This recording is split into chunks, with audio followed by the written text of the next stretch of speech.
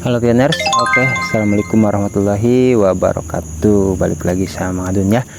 Di video kali ini kita masuk ke sesi lestari ya, balas komentar dari atau baca komentar dari ya. Ini ada tambahan informasi yang Mang Adun suka ya. Itu jadi untuk kita ngobrol bareng aja di sini sama atas nama akun Des Budianto ya, Pak Budianto lah ya. Itu jadi izin saya sebelumnya ya, buat Pak Budianto untuk membagikan juga informasi ini kepada pioner. Kita ngobrol bareng-bareng ya, itu untuk sama-sama ya, namanya ngobrol gitu kan. Itu jadi ya, kalau misalkan Pak Budianto tidak mengizinkan, kalau misalkan video ini sudah saya upload ya, ya monggo ya komentar. Itu kalau diizinkan ya terima kasih, seperti itu. Ini juga salam kenal ya juga. Mang Adun soalnya baru pertama ini ngelihat ya, gitu loh. Pak Budianto ini komentar ya, itu nggak tahu sudah berapa lama gabung di channel Mang Adun, seperti itu. Jadi selamat bergabung juga ya buat pioner yang barangkali baru bergabung di channel Mang Adun. Oke, di sini kata Pak Budianto, sistem GCP yang dijelaskan Jason Wong kemarin kita sudah ya, itu masuk akal ya, tetapi kuncinya itu di regulasi keuangan pasti ditolak karena tidak sesuai. Nilai tersebut harus lewat perdagangan arbitrase ya. Arbitrase itu kalau nggak salah semacam adanya kesepakatan ya, itu tertutup tapi tidak melalui persidangan. Nah itu yang Madun tahu ya. Tuh, terus di sini karena dunia sudah mengakui fiat adalah resmi untuk perdagangan. Jika GCP diterapkan, pasti ada kendala di regulasi keuangan dunia. Solusinya mungkin Tolos DEX untuk membuat token, dan itu memungkinkan misalnya membuat token namanya GCP supply 10 juta dan buat liquidity pool 400.000 Pi atau 600.000 Pi, terus setara mungkinnya itu $96 sampai 104, maksudnya $96.000 sampai $144.000. Pioner membeli token hanya untuk dipakai membeli barang dan jasa di ekosistem Pi, terus tanpa menjual atau ditukar fiat. Saya yakin dengan pasokan hanya 10 juta, harga GCP akan tercapai dalam waktu 1 tahun. Oke, sampai di situ dulu ya. Jadi karena di sini kan ada yang mungkin ya ini baru gabung, Pak Budianto itu Mang Adun sempat bahas ya Pak Budianto soal yang namanya regulasi ya. Di situ regulasi keuangan dunia. Kita tahu Pi Network merek dagangnya resmi sudah, itu kan, bahkan dulu pernah ada perdebatan ya dan dimenangkan oleh Picor Team. Jadi ada yang menggunakan lambang Pi sama begitu. Nah akhirnya kan diajukanlah ke persidangan, akhirnya dimenangkan oleh Picor Team itu ya, pernah. Nah terus soal regulasi di sini disclaimer ya, kita ngobrol bareng. Pertama itu kan kalau bicara dari skala dasar dulu kita komunitas, tapi yang dimaksud oleh Pak Budianto juga Mang Adun sampaikan di sini ya, mungkin maksudnya kan lintas batas seperti itu antar negara ya, karena kita tahu ada industri internasional ya, pokoknya persatuan industri internasional itu sedang dibangun juga kan ya oleh komunitas GCP. Nah terus kalau soal regulasi, Mang Adun pernah menyampaikan di sebuah video, mungkin pioner lain juga ada yang masih ingat ya. Mang Adun lupa videonya Pak Budi ya, jadi silahkan dicari aja. Jadi waktu itu Mang Adun menyampaikan itu soal yang namanya regulasi. Kalau Pi Network itu sudah kuat secara hukum, secara legalitas, secara legitimasi atau kepastian, semuanya lengkap. Jadi kalaupun harus berjalan ya, Mang Adun rasa tidak ada masalah. Justru, nah ini kita ngobrol ya Pak Budi ya, sama pioner yang lain juga itu. Jadi justru kalau menurut Mang Adun gitu kan, kebijakan dari negara tersebut gitu, regulasi dari negara tersebut itu kira-kira mau nggak gitu loh mengadopsi Pi, begitu Pak Budi gitu loh. Kalau negara tersebut mau, ya ayo. Nah, masuk ke video juga yang pernah Mang Adun sampaikan ya, di video soal MICA, terus juga apalagi ISO ya, dan proses-prosesnya Pi Network itu. Nah, kita sempat ngobrol juga itu yang namanya bagaimana itu hubungannya dengan istilah CBDC ya, karena memang yes untuk saat ini itu regulasi dan kesepakatan itu uang fiat ya. Nah, tapi seiring berjalannya waktu ya, ISO-nya sudah diterapkan di beberapa mungkin ya bank tradisional yang memenuhi syarat, yang akhirnya sedikit Mang Adun upas kembali ya, ini buat ngobrol sama Pak Budi ya. Akhirnya Pak gitu, itu CBDC kan digital ya, mata uang digital. Nah, Pi Network juga sama, dan justru kenapa kemarin di komunitas pionir itu rame, karena Pi Network itu bisa dikatakan lah ya gitu loh, satu-satunya mata uang digital yang kalau misalkan untuk digunakan secara global itu sangat memenuhi syarat gitu loh, dari KYC-nya ya, dari semuanya pokoknya. Karena apa? Identitasnya terverifikasi betul-betul manusia nyata.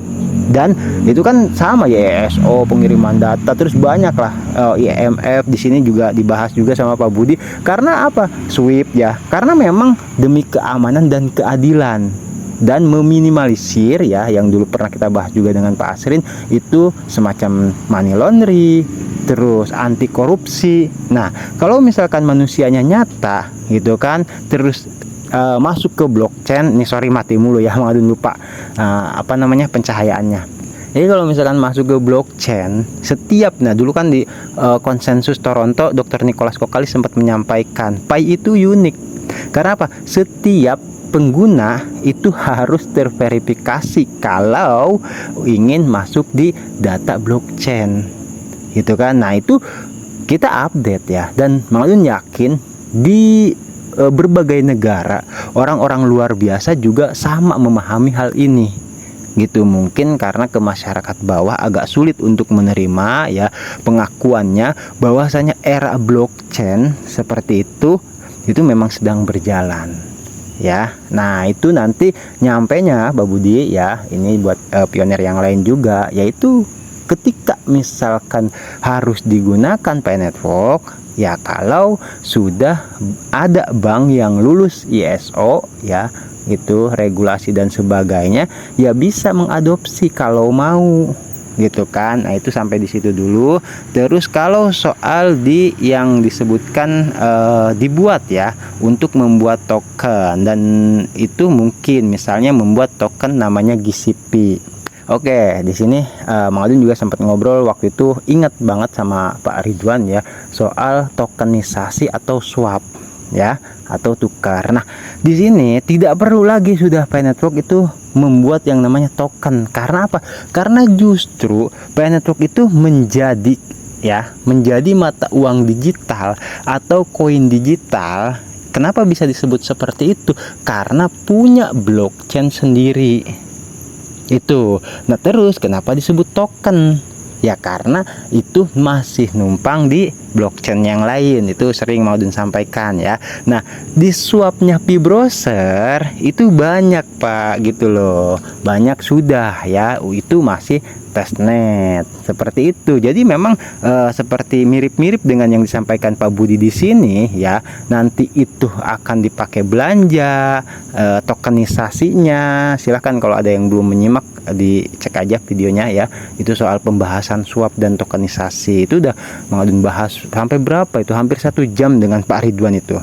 Jadi seperti itu ya fungsinya tokenisasi itu gitu loh. Itu likuiditas semuanya memang sudah di masing-masing aplikator atau para pengembang membuat token tersebut gitu, hingga nantinya disuap ke Pi atau Pi disuap ke token, baru nanti dipakai belanja. Nah, Nah, kita lanjutkan di sini ya. Jika menggunakan sistem token di DEX ya, nah itu akan lulus dari regulasi. Nah, ini lagi dalam tahap uji coba Pak ya, sudah ada gitu loh. Makanya kenapa di video yang paling terbaru ya sebelum yang ini itu kita bahas DEX itu karena memang sudah berjalan gitu, cuman baru tahap uji coba dulu gitu. Itu akan lulus dari regulasi karena menggunakan perdagangan lewat arbitrase ya, yaitu yang kesepakatan secara tertutup dengan ya para duta pengembang seperti itu atau aplikator ya. Dan untuk gas fee tetap menggunakan pi 0,01 atau 0,0024 dolar ya, sangat murah ya sampai saat ini. Disclaimer ya, Mang Adun belum sempat update juga gas fee-nya yang nanti akan ditetapkan itu berapa, resminya belum ya. Ya mungkin Pak Budianto ini sudah ya, itu memang ada gas fee untuk pembuatan macam-macam transaksi dan sebagainya, tapi belum ya, belum secara resminya tuh berapanya. Dan karena apa, dulu sempat kita juga bahas ya 2 tahun yang lalu kalau nggak salah, gas fee itu bagaimana dengan sama sih, ada peningkatan lah. Kalau misalkan kita masih dianggap oh ini agak mahal ya, nanti bisa dikurangi untuk lebih murah lagi seperti itu ya. Terus saya pribadi mendukung GCP kata Pak Budianto, tapi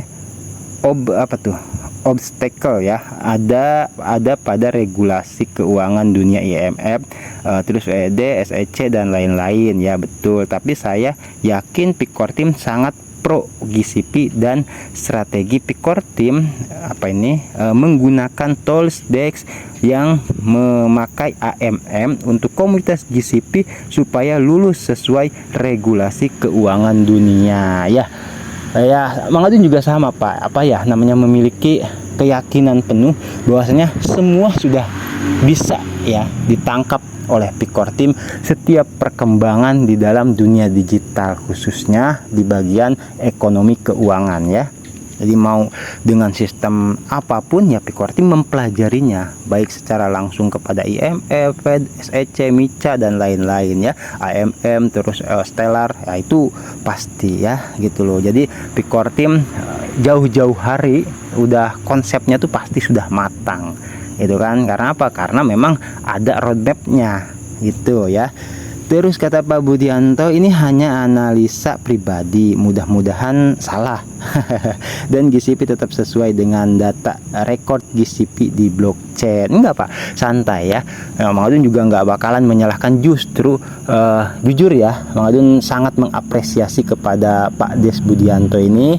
Karena apa? Karena yang sering Mang Adun sampaikan di setiap Mang Adun buat video, kalau misalkan ada pioner yang punya informasi, monggo di share ya, nanti kita obrolkan sama-sama, bahas sama-sama seperti itu. Jangan merasa salah, nggak apa-apa, ini namanya ngobrol ya itu loh. Karena apa ya, kita untuk mencapai informasi dari Picor Team soal pembahasan ini gitu kan, enggak, Picor Team kan bahasnya di dashboard, dan itu memang yang betul-betul pembaruan, peningkatan dan apa yang sedang terjadi saat ini di Picor Team sana, yaitu melalui dashboard. Kalau obrolan-obrolan seperti ini ya wajar ya kita obrolkan untuk sama-sama kita memberi pengetahuan, mengulas, mengkaji dan mempelajari apa sih itu loh dari kedalaman Penetrok itu sendiri dan juga komunitasnya, seperti itu ya.